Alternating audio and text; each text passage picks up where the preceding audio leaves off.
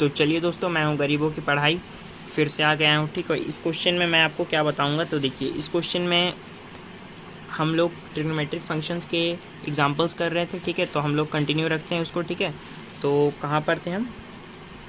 तो हम पहुँच गए थे एग्जाम्पल नंबर 20 में। ठीक है, तो एग्जाम्पल नंबर 20 को हम कंटिन्यू करते हैं। ठीक है, तो एग्जाम्पल नंबर 19 तक अगर आपने देखा है, और अगर आपने नहीं देखा है, अगर आपको समझ में नहीं आता है, तो लिंक डिस्क्रिप्शन में दिया हुआ, जाकर देख सकते हो। ठीक है, तो बेसिकली क्या है कि क्वेश्चन नंबर 20 में आपको क्या फाइंड करने बोल रहा है? Find solution. ठीक है, तो क्वेश्चन नंबर 19 तक तो आपको डायरेक्ट प्रिंसिपल सॉल्यूशन लिख के देता था, लेकिन इसमें सॉल्यूशन लिखा हुआ है। सॉल्यूशन लिखा हुआ है, इसका मतलब आपको प्रिंसिपल सॉल्यूशन फाइंड नहीं करना है, आपको जनरल सॉल्यूशन फाइंड करना है। ठीक है, जब लिख दे कि फाइंड सॉल्यूशन, तब समझिएगा आपको जनरल सॉल्यूशन फाइंड करना है। प्रिंसिपल सॉल्यूशन बिल्कुल ना निकाले, आपके नंबर 0 आएंगे। ठीक है, तो चलिए, सॉल्यूशन निकालने के लिए आपको सबसे पहले जनरल सॉल्यूशन निकालने के लिए आपने कुछ पढ़ा होगा। ठीक है, sine x equal to sine y जब होगा तब क्या होगा हमारा? X equal to n pi, यहाँ प्लस होता है -1 का पावर n, और यहाँ पर y हो जाता है। ठीक है, तो आपने ये पढ़ा होगा। ठीक है, तो हम जनरल सॉल्यूशन इसी से फाइंड करेंगे। ठीक है, तो चलिए, साइन एक्स, तो हमें साइन इक्वल टू करना है दोनों को। तो यहाँ साइन एक्स है, यहाँ पर -√3/2 लाना है। तो नेगेटिव कब होता है?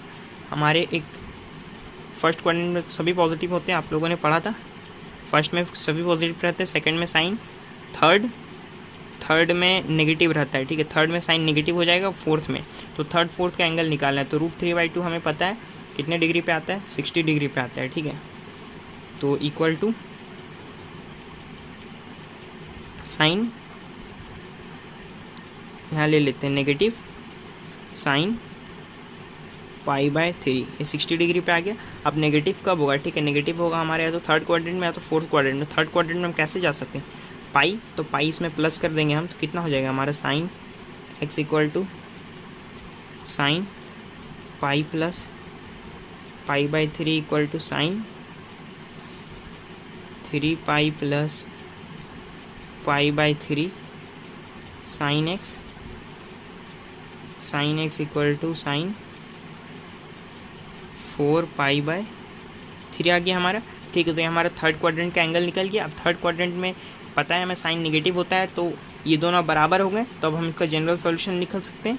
Therefore x equal to N.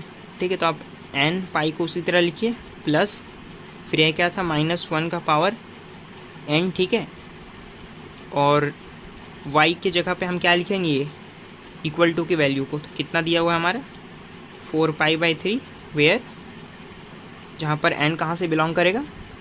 Real number से, n बिलोंग्स टू z। ठीक है, तो ये बेसिकली एक थ्योरम है। ठीक है, जिसको प्रूफ किया गया है।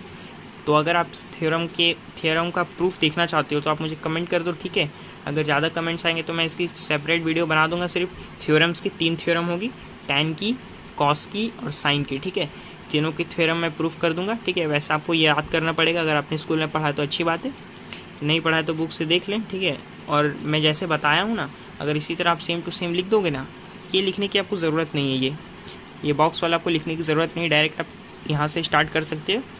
ठीक है, स्टॉप करके आप देख सकते हो, उसके बाद यहाँ तक लिख दो, आपको फुल में फुल मार्क्स मिलेंगे। ठीक है।